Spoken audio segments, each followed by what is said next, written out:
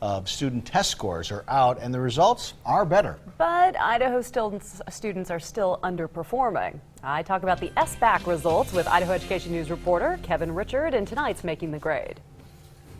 They didn't improve a great deal. We're talking about maybe 1 percentage point in some cases, 4 percentage points in other cases. And a lot of the same things we've seen, and a lot of the same things that educators know they're dealing with right now with student performance.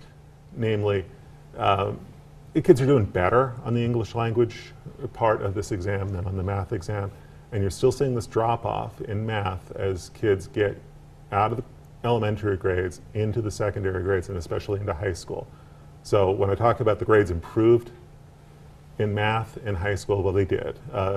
31% of students this year scored proficient or advanced, the higher two grades that you can get on the exam. 31%. That's up from 30%. Right, it's still at 31 though. So you're still dealing with more than 2/3 of kids not at that proficiency grade. So I think state educators realize we've got a lot of work to do. This shows some modest improvement, but a lot of ground yet to make up. What I got from your article that you wrote too that I thought was very fascinating was a look at the charter schools in particular and how well they did when you break them out. What's the reasoning behind that? Well, and that's something I'm going to look at even further later this week with another story. What these test scores show you is something that a lot of test scores show. There's a correlation between demographics and performance on these tests. In other words, schools that have higher rates of poverty tend to have lower test scores and vice versa.